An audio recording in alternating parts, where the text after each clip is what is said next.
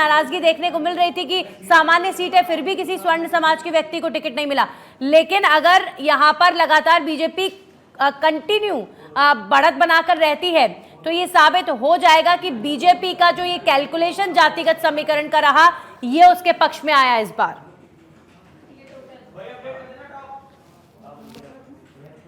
क्या आपने कि ये 2 साल सामान्य सीट है और यहाँ सामान्य सीट में भाजपा पिछले 3 चुनाव लड़ती आई है और इस बार उन्होंने सामान्य सीट जो लगातार 2 चुनाव यहाँ से हार चुकी है। उसके बाद जो भाजपा ने एसटी जो किरोड़ीलाल मीणा के भाई जगमोहन मीणा को यहाँ चुनाव मैदान में उतारा है और शुरू जो पोस्टल बैलेट की जो रुझान है उसमें बीजेपी का आगे होना इस बात का संकेत है कि कहीं न कहीं सामान्य वर्ग जहाँ अक्सर जो बीजेपी के साथ रहा है और वह आज अभी भी साथ दिखता नजर आ रहा है। हालांकि अभी ये शुरू के रुझान है, अभी ईवीएम की काउंटिंग होना बाकी है, लेकिन जब पोस्टल बैलेट की जो गणना हुई है उसमें बीजेपी ने अपनी शुरुआत में ही बढ़त बनाई है। जी, तो पोस्टल बैलेट की काउंटिंग में दौसा से जगमोहन मीणा आगे चल रहे हैं। इस वक्त का बड़ा अपडेट दर्शकों को दे दें कि टोटल 7 सीटों के रुझानों में बीजेपी टोटल 4 सीटों पर आगे चल रही है और ये जो शुरुआती पोस्टल बैलेट काउंटिंग रुझान है ये सीधे तौर पर बीजेपी के पक्ष में जाते हुए नजर आ रहे हैं। अगर बीजेपी इन 4 सीटों पर भी बढ़त बना के रहती है कंटिन्यू तो ये बहुत बड़ी बात होगी, बीजेपी के लिए बोनस पॉइंट होगा। बीजेपी नेता लगातार शुरुआत से कह रहे हैं कि हमारे लिए अगर हम 1 सीट से ज्यादा जीतते हैं तो हर एक सीट बोनस होगी। लेकिन बीजेपी ने जिस तरीके से चुनाव का प्रचार प्रसार किया, मुख्यमंत्री भजनलाल शर्मा ने जिस तरीके से चुनाव का प्रचार प्रसार किया, बीजेपी ने अपना 100% दिया है सीटों को बढ़ाने के लिए। और कांग्रेस के आपको बताते हैं निर्वाचन अधिकारी इस वक्त क्या कुछ कह रहे हैं, फिर उसके बाद आपको अपडेट देंगे। जो विधानसभा के और लगभग 22 राउंड के आसपास हमारे अभी तक जो मतदान है पूरा शांति ईवीएम खुली नहीं चल रहा है और लगभग 9 बजे के आसपास तक हमारे रुझान आने भी शुरू हो प्रक्रिया ईवीएम खुली नहीं है शांति। अभी सिर्फ पोस्टल बैलेट की गिनती चल रही है तो अभी तक तो बहुत पूरी प्रक्रिया काउंटिंग की पूरी प्रक्रिया शांतिपूर्ण तरीके से चल रही है। गणना शुरू हो गई। अभी पोस्टल बैलेट के हमारे 2 टेबल लगे हैं, जो 14 टेबल हमारे ईवीएम के लगे हैं। ईवीएम की जो है 8:30 बजे से ईवीएम खोली जाएगी। तो कुल मिला के जो नवंबर विधानसभा के उपचुनाव में 22 राउंड की वोटिंग होनी है। अभी तक जो मतदान है पूरा शांतिपूर्ण ढंग से चल रहा है और लगभग 9 बजे के आसपास तक हमारे प्रथम रुझान आने भी शुरू हो जाएंगे क्योंकि अभी ईवीएम खुली नहीं है, अभी सिर्फ पोस्टल बैलेट की तरफ से शुरुआती जो ये आधा घंटा रहा पोस्टल बैलेट की गिनती वाला, ये बड़ा शुभ संकेत रहा है।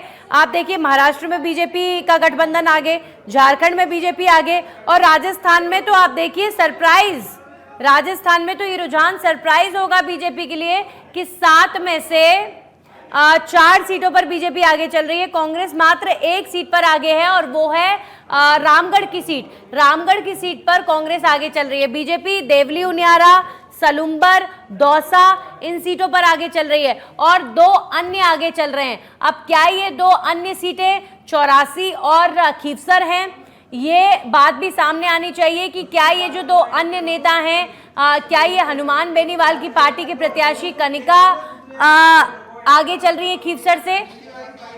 आपको बता दें बीएपी पार्टी 84 सीट से आगे चल रही है। इस वक्त की बड़ी जानकारी, बीएपी 84 सीट से आगे चल रही है। 18 राउंड है हमारे यहाँ पर और अभी फर्स्ट राउंड की काउंटिंग स्टार्ट हो गई है और पोस्टल बैलेट की काउंटिंग भी 8 बजे से जारी है और शांतिपूर्वक काउंटिंग जारी है। सुरक्षा को लेकर क्या इंतजाम किया? ईसीआई की गाइडलाइन के अनुसार 3 टायर सिक्योरिटी का अरेंजमेंट रहता है, उसी प्रकार से हमारे यहाँ पर 3 टायर की सिक्योरिटी है और सुबह भी शांतिपूर्वक सभी जो हमारे काउंटिंग के एम्प्लॉयज़ हैं और साथ ही साथ जो काउंटिंग एजेंट्स हैं उनकी एंट्री भी हमने सुनिश्चित कर दी। जिला निर्वाचन अधिकारी को आपने सुना।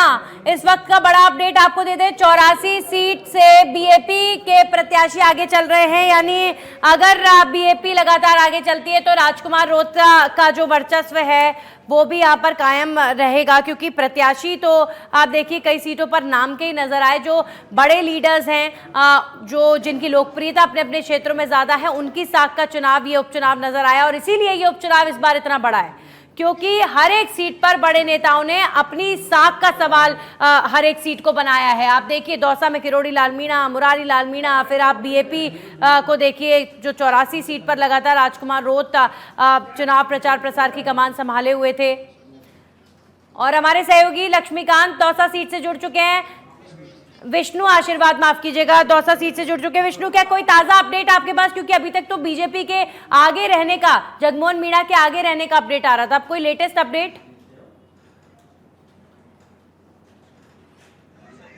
अभी आपने कहते अभी पोस्टल बैलेट की काउंटिंग अभी पूरी तरह से कंप्लीट नहीं है, लेकिन जो शुरुआती रुझान है उसमें पोस्टल बैलेट में भाजपा आगे है। और कहीं ना कहीं पोस्टल बैलेट उन कार्मिकों जो सरकारी कर्मचारी होते हैं अधिकतर वो मतदान करते हैं। तो ऐसे में कहीं ना कहीं जो सरकार के जो नुमाइंदे हैं, जो कार्मिक हैं, उनमें भी कहीं ना कहीं बीजेपी के प्रति रुझान दिखाया उन्होंने।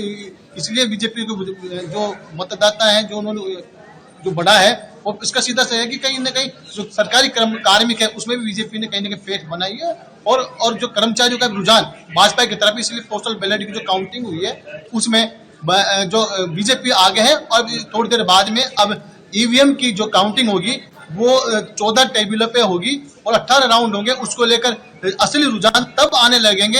अभी शुरुआत में जो पोस्टल बैलेट है उसमें भाजपा आ गई है और अभी कुछ ज्यादा कुछ कहा नहीं जा सकता। तो अभी जो असली जो ईवीएम है उसकी काउंटिंग होना बाकी है। रुझान तो जब ईवीएम की वोटों की गिनती होगी तब पता चल जाएगा, लेकिन एक पोस्टल बैलेट की जो रुझान आते हैं उससे भी एक माइंडसेट का जो एक माइंडसेट होता है वो पता चलता है कहीं ना कहीं।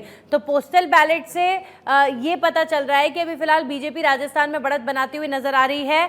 84 से बीएपी बढ़त बनाए हुए है। अलवर की रामगढ़ सीट से कांग्रेस पार्टी आगे चल रही है और बीजेपी सलुम्बर तो ऑलरेडी बीजेपी के पास थी, लेकिन बीजेपी सलुम्बर सीट पर ऑलरेडी आगे है। इसके अलावा आप देखिए बीजेपी जो है वो देवली उनियारा और दौसा सीट पर भी आगे चल रही है। तो देवली उनियारा सीट अगर बीजेपी जीतती है तो ये भी बड़ी बात होगी, वहां पर बीजेपी का जीतना। इसके अलावा दौसा सीट जहां जगमोहन मीणा बीजेपी के प्रत्याशी हैं वो भी आगे चल रहे हैं। ये दोनों सीट सचिन पायलट के वर्चस्व वाली सीटें हैं। ये दोनों सीट वो हैं जहां पर सचिन पायलट का डंका बजता रहा है, देवली उनियारा सीट और दौसा। सचिन पायलट लगातार इन सीटों पर जो है प्रचार प्रसार के लिए पहुंचे थे, जबकि राजस्थान की अन्य सीटों पर विष्णु सचिन पायलट नजर नहीं आए, लेकिन दौसा सीट पर और देवली उनियारा सीट पर सचिन पायलट पहुंचे थे प्रचार प्रसार के लिए।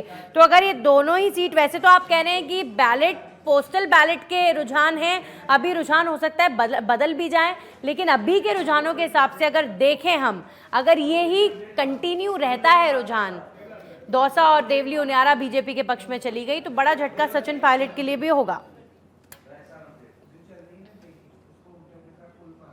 जी ठीक है, आपने कहा कि ये दौसा विधानसभा चुनाव हुए हैं वो सचिन पायलट के लिए बहुत महत्वपूर्ण रखते हैं, क्योंकि सचिन पायलट की कर्मस्थली दौसा रही है। उनके पूरे परिवार की, उनकी माता, उनके पिता की भी कर्मस्थली दौसा रही है और दौसा में के लोगों का जो सचिन पायलट के प्रति जो प्रेम है वो हमेशा देखने को मिला। और सचिन पायलट के यहाँ से हमेशा से ही नाता रहा है और वो दौसा को अपना विधानसभा यानी इस तरह से मानते कि परिवार घर मानते हैं। इसी को लेकर उन्होंने यहाँ पर 2 दफे आए हैं और कांग्रेस प्रत्याशी के लिए सभा।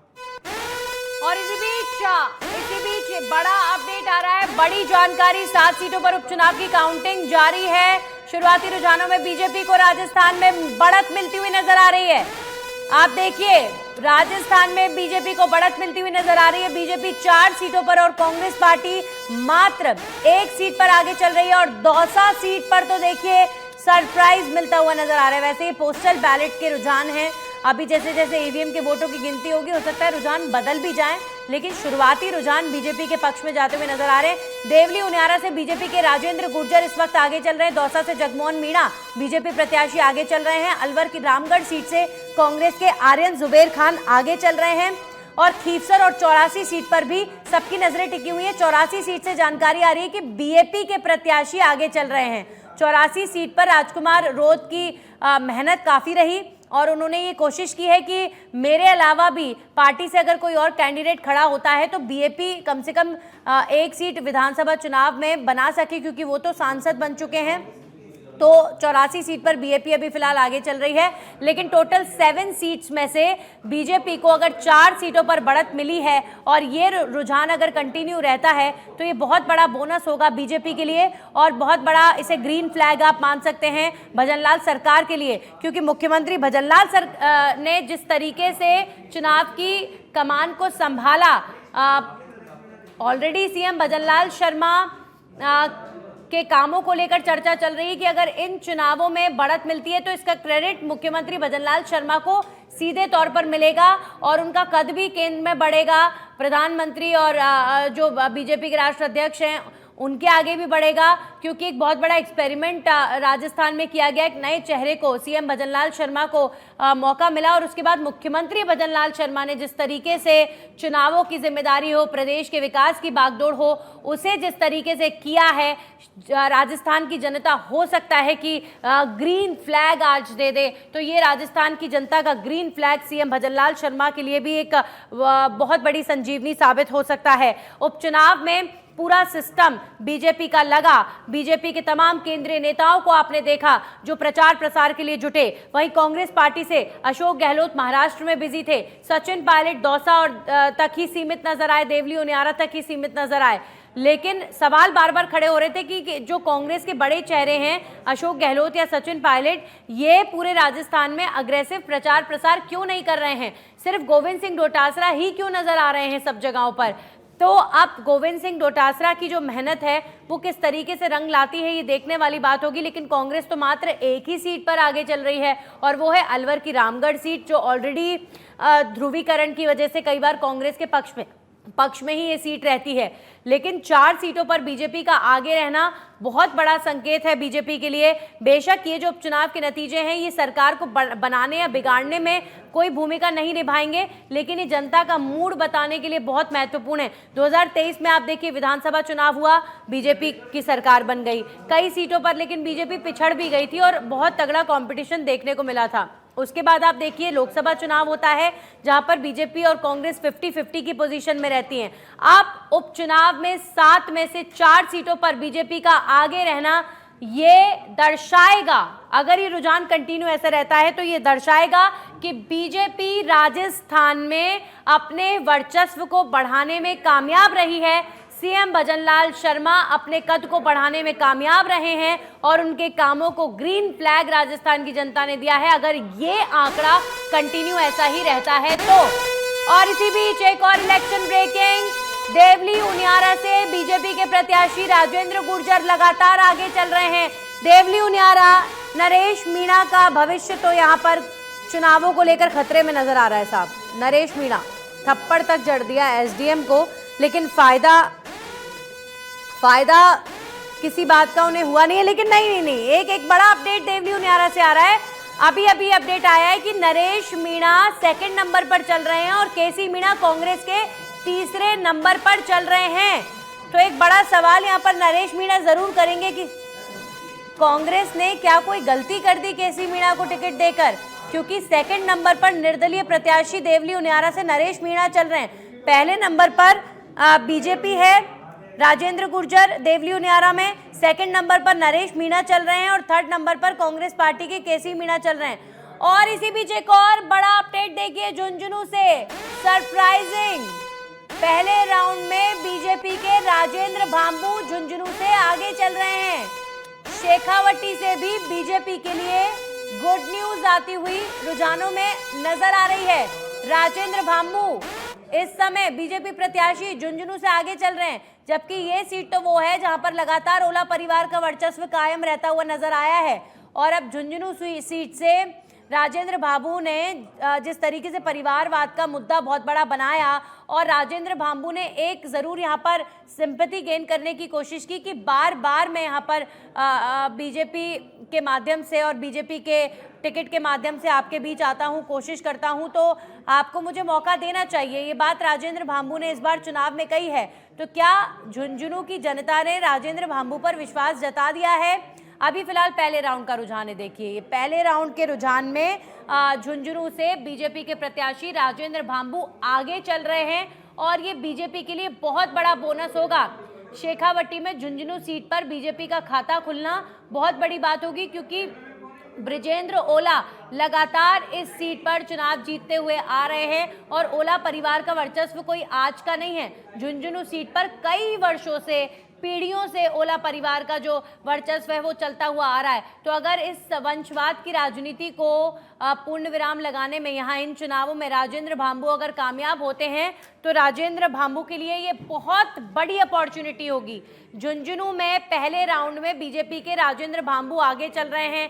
झुंझुनू में बीजेपी का इस तरीके का रुझान अगर जारी रहता है या बीजेपी झुंझुनू से जीत जाती है तो बीजेपी के लिए ये बहुत बड़ी जीत होगी। आप सोचिए, शेखावटी में ऑलरेडी कांग्रेस का जो वर्चस्व है वो मजबूत आंका जाता है। राजस्थान के अलग अलग क्षेत्रों में अलग अलग पार्टियों का स्ट्रॉन्ग पोजीशन रहती है, तो शेखावटी जो है वो कांग्रेस के लिए स्ट्रॉन्ग पोजीशन वाली क्षेत्र मानी जाती है। लेकिन अगर झुंझुनू में बीजेपी के राजेंद्र भांबू जीतते हैं तो बीजेपी के लिए ये बड़ी एक संजीवनी साबित हो सकता है। बीजेपी के राजेंद्र भांबू अभी फिलहाल झुंझुनू के पहले राउंड की मतगणना में आगे चल रहे हैं। तो 4 सीटों पर बीजेपी आगे है, झुंझुनू, देवली, उनियारा, सलुम्बर और दौसा और झुंझुनू, इन दोनों सीटों पर बीजेपी का आगे रहना बहुत बड़ा संदेश देता है, बहुत बड़ा संदेश देता है।